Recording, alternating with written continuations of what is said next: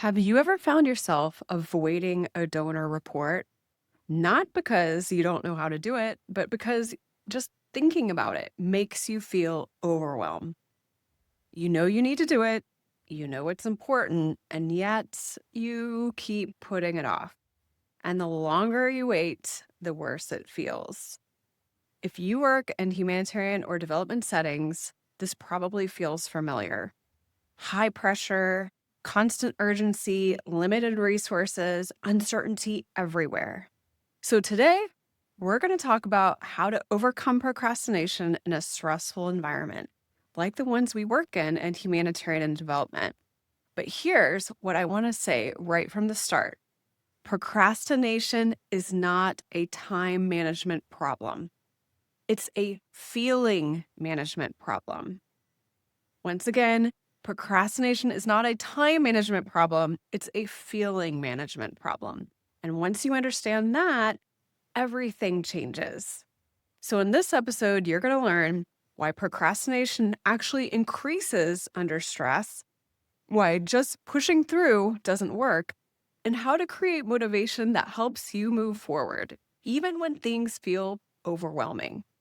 My name is Tori Peace, and I am the host of the Modern Humanitarian and Development Leader podcast. Let's get started, shall we? So, let's talk about what's really happening when we procrastinate, because I think it's very misunderstood. Most of the time, when we procrastinate, it's because we're trying to avoid a feeling: overwhelm, anxiety, boredom, frustration.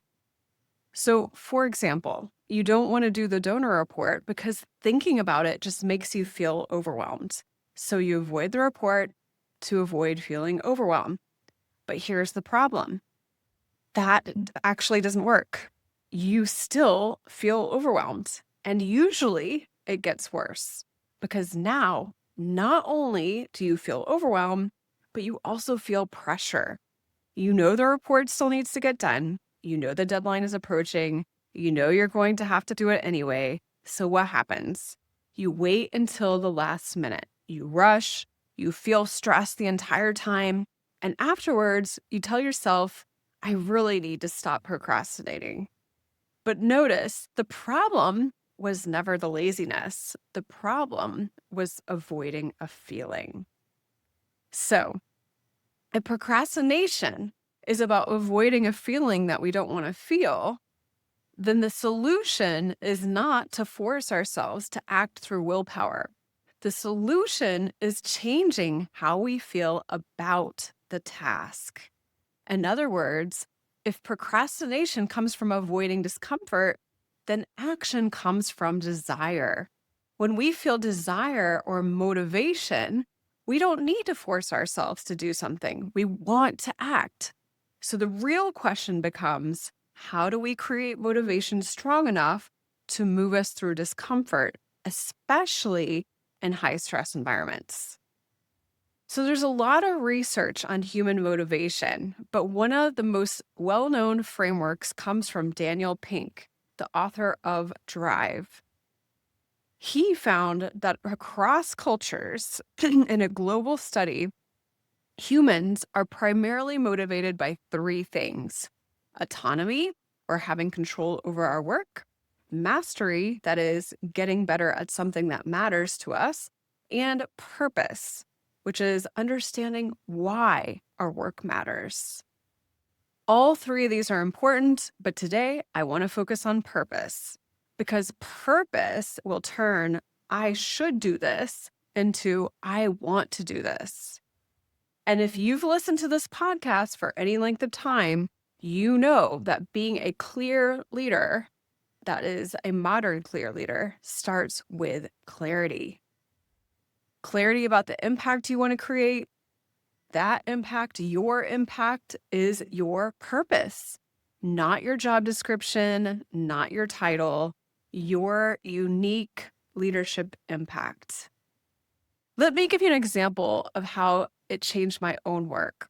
When I was a country manager in Timor-Leste, my leadership impact goal was simple but deeply motivating to me. I wanted CRS Timor-Leste to be the best place to work. That was my purpose. That was what drove me and kept me energized. So when I had to do things I might otherwise want to procrastinate on, for example, donor reports, long meetings, administrative tasks, I didn't see them as meaningless obligations. I instead asked myself, how does this task help me achieve the impact I want to create? How does it help me to create the best place to work for CRS Timor-Leste? Let's take donor reports. Did I love doing them? No, but I could connect them to my purpose. Those reports highlighted the team's work.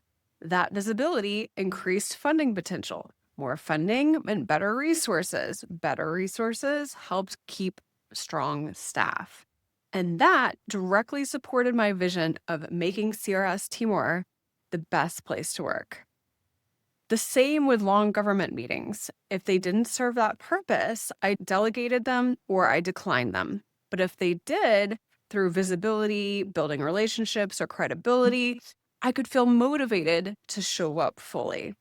The task didn't change, my relationship to it. So now let's talk about stress for a minute. We feel stress when we're under pressure. And in humanitarian work, pressure is constant. And here's something important to understand. Stress plus avoidance equals paralysis. Stress plus purpose equals challenge. When you're motivated by a clear why, stress doesn't disappear, but it becomes easier to move through. You stop fighting reality, you stop draining energy resisting the task, and you start channeling that energy into action. So here's how you can apply this starting this week.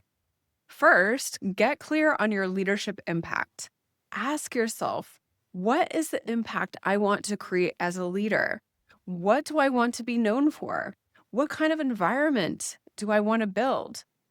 Then, when you notice yourself procrastinating or hesitating to do something, pause and ask, how does this task connect to my desired impact, to my leadership impact? If it does connect, allow that connection to generate motivation and desire. If it doesn't, that's information. Maybe it's something you delegate. Maybe it's something you can stop doing. Or maybe it's something that doesn't actually need to be done at all. Procrastination can be data and not a failure. So I want to leave you with a simple experiment for this week. Think of just one thing you've been avoiding, just one. Now ask yourself, how does completing this help me move forward toward my leadership impact? If your vision is compelling, you'll feel a shift, not from dread to excitement, but from resistance to willingness. And that's enough to start. Action creates momentum. Momentum creates certainty. So procrastination isn't a character flaw. It's a signal that something feels disconnected from meaning. And when you reconnect your work to your purpose, motivation flows. And even in high-stress environments, you can move forward with clarity. Try it this week and notice what changes. All right, until next week, keep evolving. Bye for now. Hey, if this episode resonated with you and you're ready to stop reacting and start leading with clarity, I invite you to join the Becoming the Modern Humanitarian and Development Leader course. Over 6 weeks, you'll build the skills to gain back your time, empower your team, and lead with confidence, even during uncertainty. The next cohort begins March 10th. You can find the details in the show notes. I'd love to support you inside the course.